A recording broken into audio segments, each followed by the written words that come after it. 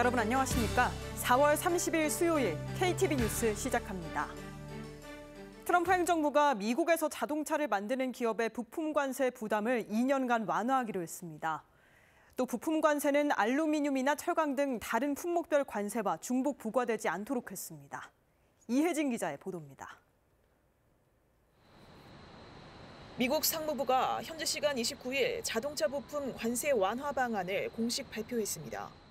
수입산 자동차 부품에 부과되는 관세 부담을 한시적으로 경감하는 내용입니다. 미국에서 완성차를 만들어 판매한 기업이 상무부에 해당 기록을 제출하면 차량 가격의 15%를 관세 상쇄용 크레딧으로 받을 수 있습니다. 이 기업은 자동차 부품을 수입할 때 이 크레딧만큼 부품 관세를 감면받게 됩니다.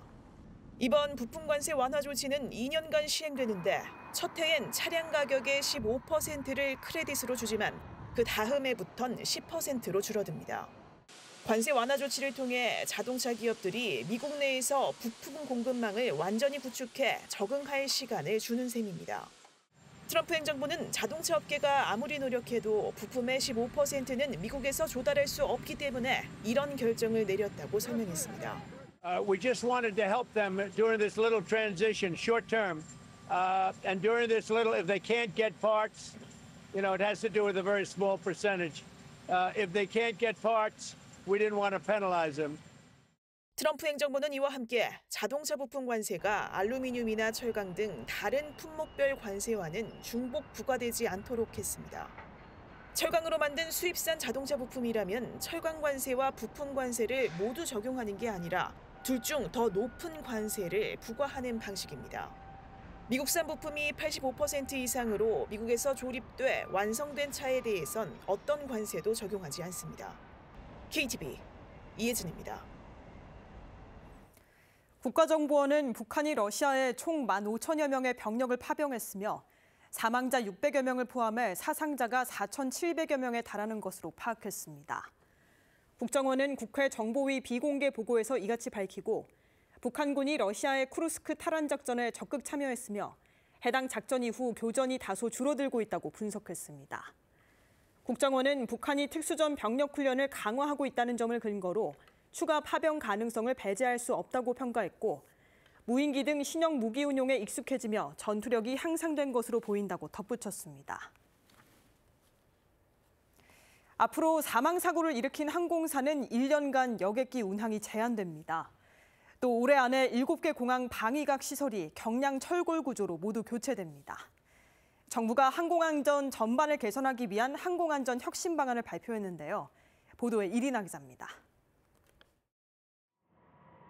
정부가 무안과 김해 등 전국 7개 공항의 방위각 시설을 부러지기 쉬운 경량 철골 구조로 모두 바꾸기로 했습니다.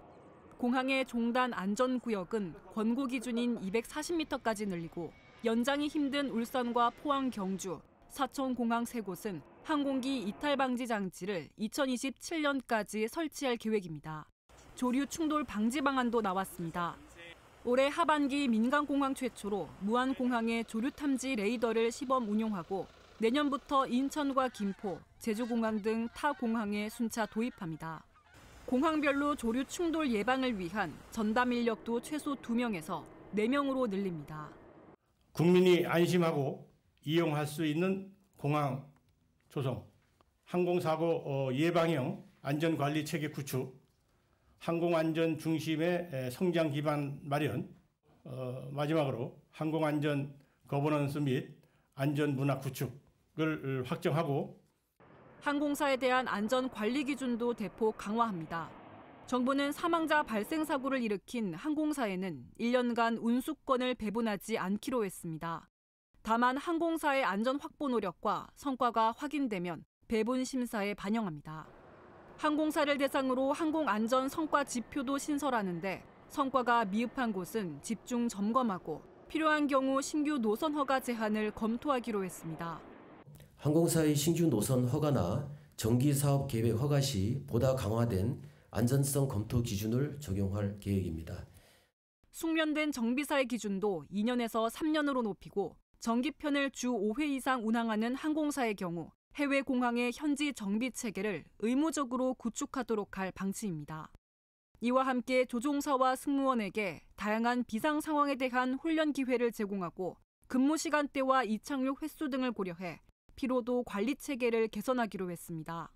정부의 항공 안전 감독 역량도 강화합니다. 항공사의 안전 운항 체계 확보 여부를 검사하는 운항 증명 제도를 개선해 항공기 대수가 일정 기준 이상 늘어날 때마다 재평가합니다. 또 항공 안전 감독관 수를 늘리고 항공 안전과 관련한 정책 제안 센터를 신설해 국민 누구나 정부의 정책 제안을 할 수 있도록 하겠다고 밝혔습니다. KTV 이리나입니다. 고용노동부가 다음 달 1일부터 31일까지 한 달 동안 고용보험 부정수급 집중 신고 기간을 운영합니다. 자진 신고와 제보는 거주지 관할 지방고용청에 방문해 접수하거나 고용24 홈페이지, 팩스, 우편으로도 신고할 수 있습니다. 고용부는 해당 기간 부정수급을 자진 신고하면 최대 5배의 추가 징수를 면제하거나 범죄의 중대성에 따라 형사처벌도 면제할 방침입니다. KTV 뉴스를 마칩니다. 저희는 내일도 국정 소식을 한 걸음 더 빠르게 전해드리겠습니다. 시청해주신 여러분 고맙습니다.